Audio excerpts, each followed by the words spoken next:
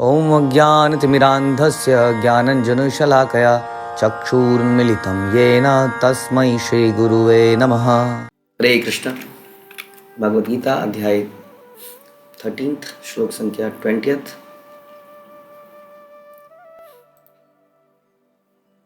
श्लोक संख्या 18 ज्योतिषाम् अपि तज्ज्योतिः तमसः परं मुच्यते ज्ञानं ज्ञेयं ज्ञानगम्यं हृदि सर्वस्य विष्ठितम्। वे समस्त प्रकाशमान वस्तुओं के प्रकाश स्रोत हैं। वे भौतिक अंधकार से परे हैं और अगोचर हैं। वे ज्ञान है, ज्ञेय है, ज्ञान के लक्ष्य हैं। वे सबके हृदय में स्थित हैं। तो भगवान के बारे में और ज़्यादा डिटेल में बताते हुए, क्योंकि अर्जुन का प्रश्न यही है कि जानना किसको है। बहुत सारी वस्तुओं को हम जान सकते हैं, लेकिन मुझे लगता है कि उन लोगों को जानना बेहतर नहीं है जो हमारे मित्र हैं, जो हमारे प्रिय हैं, जो हमसे प्रेम करते हैं। अक्सर हम उन लोगों के बारे में ज़्यादा जानकारी नहीं रखते हैं, दुनिया भर की जानकारी हासिल कर लेते हैं। इसलिए संसार में आजकल रिलेशनशिप्स बचे नहीं हैं, क्योंकि रिलेशनशिप्स समय देने से बचते हैं, एक दूसरे के बारे में जानने से बचते हैं, उसको बताने से बचते हैं, अपने बारे में उनके बारे में सुनने से बनते हैं। इतना लेकिन समय कहाँ, समय निकल जाता है पैसे की कमाई में और टेक्नोलॉजी में। इसलिए भगवान गीता में कहते हैं, सुहृदं सर्वभूतानां ज्ञात्वा माम शांतिम ऋच्छति, कि मैं सबके हृदय में रहने वाला क्या हूँ, सबका शुभ चिंतक हूँ। मैं ही वास्तविक शुभ चिंतक हूँ। और इसी प्रकार से उन भगवान से हमें मिलाने वाले हमारे वास्तविक शुभ चिंतक हैं। उनके बारे में ना जानकारी लेकर दुनिया भर की जानकारियाँ इकट्ठी करना, दुनिया भर के जिम्मेदारियाँ निभाना इज़ एक्चुअली में फ्यूटाइल वेस्ट ऑफ लेबर, क्योंकि वहाँ से रस नहीं आएगा, आनंद नहीं आएगा। क्योंकि आनंद तो प्रेम संबंधों में आता है। जहाँ पर प्रेम संबंध है वहाँ पर हम ग्रांटेड ले लेते हैं चीज़ों को, हम उनके पास कभी समय नहीं बिताते। इसलिए वास्तव में जो हमारी हर वस्तु, हमारी हर आवश्यकता को पूर्ति करता है, जो हमें परम आनंद दे सकता है, उस भगवान को ही जानने में व्यक्ति को आनंद मिल सकता है, ना कि बहुत सारी जिम्मेदारियां निभाने से। और आप ज़्यादा जिम्मेदारियां भी तभी तक निभा सकते हैं जब कहीं ना कहीं से कुछ पोषण मिल रहा होता है। जब पोषण नहीं मिलता है तो आदमी कोई जिम्मेदारी निभा नहीं पाता है, वो बगावत पे उतर आता है समाज में। उसको कुछ ना कुछ तो चाहिए, कहीं ना कहीं से उसको प्रेम चाहिए। जब उसको कहीं से प्रेम मिल रहा होता है तो उस प्रेम को पूरे समाज में बांटना शुरू कर देता है। ध्यान रखिए इस बात। A satisfied heart can only serve the society. A happy heart can serve the society. लेकिन जिस तरह से हम सोसाइटी में जी रहे हैं, उस तरीके से यह हार्ट कभी हैप्पी हो नहीं सकता है। क्योंकि यहाँ पर सेंटर में हमेशा हम खुद रहना चाहते हैं। हम हमेशा अपने आप को सेटिस्फाइड करना चाहते हैं किसी भी कॉस्ट पर। इसलिए हम नई नई वस्तुएं खरीदते हैं, नए कपड़े खरीदते हैं, नई टेक्नोलॉजी खरीदते हैं, कुछ करना चाहते हैं। लेकिन वास्तव में हम ये समझने का प्रयास कर रहे हैं, हमारा समय अधिक लग, हमें समझना होगा हमारे जीवन में सुहृदम कौन है, मतलब कौन हमारा शुभ चिंतक है, वास्तविक शुभ चिंतक। अब समाज में भी हमें बहुत सारे लोग शुभ चिंतक दिखते हैं। ऑफिस में कोई शुभ चिंतक है, घर में भी कोई शुभ चिंतक है। जो कौन शुभ चिंतक है? जिसके विचार मेरे से मैच करते हैं। तो मेरे अपने सासू माँ के बारे में गलत विचार है, तो जिस व्यक्ति के विचार उससे मैच करते हैं वो मेरा शुभचिंतक है। जनरली हम शुभचिंतक इस तरीके से बनाते हैं, जिसके विचार मैच करते हैं। जहाँ पर मुझे बुरा लगता है, हाँ उसको भी बुरा लगता है, हाँ सही है, ये शुभचिंतक है। शुभचिंतक ऐसा नहीं हो। शुभचिंतक केवल भगवान और भगवान के रिप्रेजेंटेटिव होते हैं, क्योंकि वही जानते हैं जीवात्मा के लिए क्या सही है क्या गलत है। इसलिए वो कई बार साधु डायरेक्ट बोलता है कि ये गलत है, ये सही है। वो हमें चुभता है, ज़बरदस्त चुभता है। ऐसा कैसे बोल दिया? हाँ, क्या हम वास्तव में ऐसे हैं? क्या हम ऐसा भोगी हैं? हमें भोगी बोल रहे हैं फॉर एग्जाम्पल। लेकिन वो जानते हैं, इसलिए वो बता रहे हैं आपको। तो कहने का मतलब हम ये समझाने का प्रयास कर रहे हैं कि किसके विषय में जानने का प्रयास कीजिए, जो हमारा वास्तविक शुभचिंतक है वहाँ पर टाइम स्पेंड कीजिए। इसलिए अर्जुन ने पूछा कि जानना क्या है भगवान, इसको तो बताइए। जिज्ञासाएं तो बहुत है हमारे अंदर, हाँ, हर चीज़ के बारे में जिज्ञासा है। छोटा से छोटा बच्चा जानना चाहता है, उसको बताओ यहाँ नहीं जाना है, उसके बारे में और जिज्ञासा करेगा। हाँ, ये चीज़ नहीं देखनी है तो और चीज़ उसको देखने का प्रयास करेगा। जिज्ञासा है, लेकिन क्या जिज्ञासा होनी चाहिए? तो यहाँ पर भगवान आंसर दे रहे हैं, वे ये हैं ज्ञान के लक्ष्य हैं। कौन ज्ञान के लक्ष्य हैं? वो भगवान ज्ञान के लक्ष्य होने चाहिए, क्योंकि वही हमारे सबसे बड़े शुभचिंतक हैं। और जो उन्हें हमसे मिला, हमें उनसे मिला है, वो हमारे शुभचिंतक हैं। तो वो हमारे ज्ञान के लक्ष्य हैं, उनकी सेवा में हमारा जीवन बीतेगा। तो क्या होगा? क्योंकि वो तो हमारे मित्र हैं पहले से ही, तो मित्र के साथ ही समय invest, time and money invest की जाए, जो सबसे बड़े मित्र हैं, जो कभी हमें धोखा नहीं दे सकते। तो वो क्या बता रहे हैं? उनके कुछ और गुण बता रहे हैं कि वो समस्त प्रकाशवान वस्तुओं के प्रकाश स्रोत हैं। गीता में भगवान बोलते हैं, न तद भाष्यति सूर्य न शशांको न पावक यद गत्वा न निवर्तन्ते तद धाम परम मम। न तद भाष्यति सूर्य न शशांक न पावक, यानी कि मेरा धाम कैसा है? वहाँ पर लाइट नहीं है, लाइट गुल नहीं होती वहाँ पर। रात को लाइट की आवश्यकता नहीं है। चलो लाइट की आवश्यकता नहीं है तो क्या मतलब वहाँ पर चंद्रमा की रोशनी होती होगी हमेशा? इसका मतलब चांदनी बढ़िया सी होती होगी? नहीं, वहाँ चंद्रमा की रोशनी भी नहीं है। अच्छा, तो दिन भर कैसे रोशनी? दिन भर सूर्य की रोशनी होती है, वहाँ सूर्य है ही नहीं। सूर्य तो इस मटेरियल जगत का पार्ट है, आध्यात्मिक जगत में तो सूर्य है नाम की कोई चीज़ ही नहीं है, राइट? तो क्या है वहाँ पे? इसलिए कहते हैं न तद भाष्य, ना सूर्य है, न शशांक मतलब चंद्रमा है, ना अग्नि है। वहाँ भगवान का जो तेज है उसी की रोशनी चारों तरफ है, जिसको लोग ब्रह्म ज्योति कह देते हैं और सोचते हैं यही भगवान है। वो ब्रह्म ज्योति जिसकी ज्योति है, कांति है, वो है भगवान।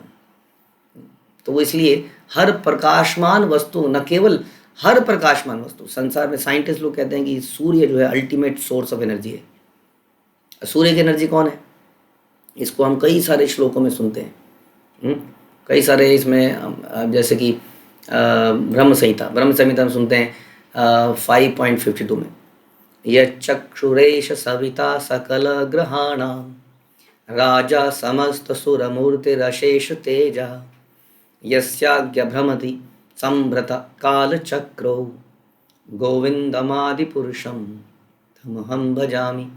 मतलब सूर्य को सारे प्लैनेट्स का किंग माना जाता है। सारे प्लैनेट सूर्य के चक्कर लगाते हैं और उसकी एनर्जी कितनी है? इनफाइनाइट ही कह सकते हैं, इसमें तो कुछ मापा नहीं जा सकता। Infinite energy, effulgence. हाँ, और मैं उस गोविंद की को प्रणाम करता हूँ, उस गोविंद को सर्व करता हूँ जिनके ऑर्डर से सन जो है इतना शक्ति प्राप्त करता है और सारे प्लैनेटरी सिस्टम इस सन के इर्द गिर्द घूमते हैं। जिनके ऑर्डर से उस गोविंद को मैं प्रणाम करता हूँ, ऐसा ब्रह्मा जी कहते हैं ब्रह्म संहिता में 5.52। दैट इज द, इसमें बताया गया कहाँ से एनर्जी, कहाँ से आ रही है, सूर्य की एनर्जी कहाँ से आ रही है। और भी गीता में हमने पहले गीता में श्लोक सुना, चौथे अध्याय का पहले श्लोक में हम सुनते हैं कि श्री भगवान वाच क्या बोलते हैं भगवान, इमं विवस्वते योगम प्रोक्तावान अव्ययम विवस्मान मनवे प्राहा मनुरिक्ष्वाकु अब्रवीत। भगवान कहते हैं कि मैंने ये ज्ञान पहले किसको दिया? ये मैंने सूर्य देव को दिया, विवस्वान। और विवस्वान ने ये मनु को दिया और मनु ने ये इक्ष्वाकु को दिया। तो इस प्रकार से ज्ञान परंपरा के थ्रू आया। तो सूर्य को ज्ञान देने वाले कौन? भगवान। हाँ, फिर अर्जुन उनसे पूछते हैं, नहीं भगवान ऐसा कैसे? सूर्य तो करोड़ों वर्ष पुराना है, आप तो अभी आए। तब भगवान उसको बताते हैं, मूर्ख, हाँ हमारे और तुम्हारे कई जन्म हो चुके हैं, तुम इस बात को जानते नहीं हो, मैं इसको जानता हूँ, मेरे को याद है सारे जन्मों के बारे में। हाँ, तो सूर्य है, कई श्लोकों से यही समझ में आता है, अल्टीमेट सोर्स सूर्य की रोशनी का, उसके तेज का भगवान ही है। वो भगवान के इशारे पर ही संसार में चलता है। सोच लिए कभी सूर्य ना हो तो संसार में क्या हो, और वो सूर्य किसके इशारे पर चलता है? हाँ, वो है भगवान। तो इसलिए वो समस्त प्रकाशवान। तो प्रकाशवान वस्तुओं में केवल सूर्य नहीं है, जैसे अब हम चर्चा कर रहे थे, प्रकाशवान वस्तुओं में क्या है? चंद्रमा भी है। तो भगवान गीता में अगेन 10वें अध्याय में जब हम भगवान के ऑपुलेंस के बारे में पढ़ रहे थे तो भगवान बोल रहे थे, आदित्यानाम अहम विष्णुर ज्योतिषम रविर अंशुमम मरीचि मारुतम अस्मि नक्षत्राम अहम शशि। कि नक्षत्रों में मैं शशि हूँ, मतलब कि क्या हूँ? चंद्रमा हूँ। तो इस प्रकार से चंद्रमा चंद्रमा भी भगवान से ही शक्ति प्राप्त करके अपनी रोशनी फेंक पाता है वास्तव। तो इस प्रकार से भगवान इन सारी चीज़ों के स्रोत हैं। उसके बाद बता रहे हैं वे भौतिक अंधकार से परे हैं। ये भौतिक जगत अंधकारमय है ना, अंधकारमय नहीं। सूर्य नहीं होता तो यहाँ अंधकार हो जाता है, तो यहाँ बेसिकली अंधकार ही है। सूर्य के आने पर रोशनी होती है, लेकिन वो जो संसार है वो अंधकारमय नहीं है, वो हमेशा वहाँ उजाला रहता है, जैसा अभी हमने चर्चा करी भगवान के कारण। तो भौतिक अंधकार के परे हैं वो भगवान। इस संसार में परमात्मा रूप में अभी हम डिस्कस कर रहे थे, भगवान पिछले कुछ श्लोकों में बता रहे हैं सबके हृदय में है, लेकिन केवल यही नहीं है, ये तो उनका शक्ति रूप है, अंश रूप है। वास्तविकता में वो इस भौतिक संसार के परे हैं, अंधकार के परे। ये बात क्लियर होती है कि परमात्मा का ज्ञान अल्टीमेट ज्ञान नहीं है, हाँ, वो भगवान का ज्ञान जो इस भौतिक अंधकार के परे हैं, जिसके अंदर हम एक बिंदु के समान है। इतना बड़ा संसार है, हम तो पृथ्वी को ही नहीं देख पाते हैं, ब्रह्मांड को छोड़िए, फिर अनेक ब्रह्मांडों को छोड़िए, उसके बियॉन्ड भगवान वहाँ पर हैं, और वो अगोचर हैं। अगोचर है मतलब इन नेत्रों से उनको नहीं देख सकते। इसका मतलब ये नहीं है कि वो इनविजिबल हैं, या मतलब उनको देखा ही नहीं जा सकता है, उनका कोई फॉर्म ही नहीं है, वो धुंध की तरह है, शक्ति की तरह है। अगोचर का मतलब बड़ा सिंपल है कि इन नेत्रों से उनको नहीं देख सकते हैं, क्योंकि शास्त्रों में अनेक एग्जाम्पल हैं जहाँ भक्तों ने भगवान के साक्षात दर्शन किए, इसलिए वो अगोचर कहे गए। वही ज्ञान है वास्तव, और वही ज्ञ है। उनको जान लेना ही ज्ञान है, समझ लीजिए। जो उनको जान गया वो ज्ञानी है, जो नहीं जाना वो मूर्ख है, चाहे वो कितना भी पढ़ा लिखा क्यों ना हो। जैसा हमने बोला, जैसे घर के आदमी पता नहीं हजारों को जानता है, उसको बोला आपके पिताजी क्या काम करते हैं, आपके पिताजी क्या खाते हैं, उनको क्या अच्छा लगता है, ये तो जानता नहीं मैं। अरे पिताजी ने ही तो कुछ सब कुछ किया है ना, अब पिताजी को नहीं जानते आप। तो उसी प्रकार से हमें समझना पड़ेगा कि हमें किसको जानना है। तो अगर भगवान को जान लिया, हाँ, और भगवान की इसी प्रकार से भगवान के भक्तों को, भगवान के रिप्रेजेंटेटिव्स को जान लिया, तो वास्तविकता में ज्ञान का लक्ष्य प्राप्त हो गया। नहीं तो सारा ज्ञान यूजलेस ही है एक्चुअली, हाँ। और वे सबके हृदय में स्थित भी हैं, बताते हैं अंत में फिर से। इसके ऊपर भी बहुत सारे श्लोक गीता में भी भगवान बोलते हैं, ईश्वर सर्वभूतानां हृदयेषु अर्जुन तिष्ठति, ब्राह्मण सर्वभूतानि यंत्राणानि माया, कि संसार में हर व्यक्ति बड़ा कष्ट में है और भाग रहा है इधर उधर से, जैसे गाड़ी में हम भागते हैं इधर से उधर, उधर से इधर। लेकिन क्यों भाग रहे हैं हम इधर से उधर? क्योंकि हम भगवान को नहीं पहचान रहे हैं, जो हमारे हृदय में बैठे हैं, जो हमारे मित्र हैं। उनकी तरफ यदि हम देखेंगे तो ये जो चक्कर है ये समाप्त हो जाएगा, और भगवान भी वेट कर रहे हैं कि कब ये मेरी तरफ देखेगा। तो वो सबके हृदय में है, सबके सुहृद हैं, सबके मित्र हैं, सबके शुभचिंतक हैं।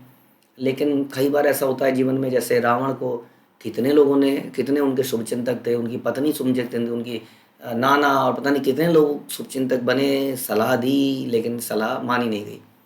उसी तरह से हम भी सलाह देते हैं इन प्रवचनों के माध्यम से, श्रील प्रभुपाद के वचनों को रिपीट करते हैं, प्रयास करते हैं, हाँ, लेकिन कितने लोग उसको मानेंगे। तो हमारे बहुत सारे शुभचिंतक होते हैं, लेकिन हम शुभचिंतक किसको बनाते हैं? हमने चर्चा करी, जहाँ हमारे विचार मैच कर जाते हैं। हमारे विचार मैच नहीं करने हैं, हमें शास्त्रों के विचारों से जीवन को जीना है, जो उसके अनुसार हमें जीना सिखाए और भगवान से कनेक्ट कराए, वही वास्तविक शुभचिंतक है। तो वो स्वयं भगवान है, और उसी को आगे बढ़ाते हुए भगवान अपने भक्तों को भेजते हैं संसार में। उनके ऊपर समय लगाइए, उनको जानने का प्रयास करिए, उनसे रिलेशनशिप बनाइए, तो हम अपने सबसे परम मित्र से रिलेशन बना पाएंगे, जो कि प्रकाश के स्रोत हैं, संसार के स्रोत हैं, ज्ञान के लक्ष्य भी हैं। हरे कृष्णा। श्रील प्रभुपाद की जय, भगवद गीता की जय।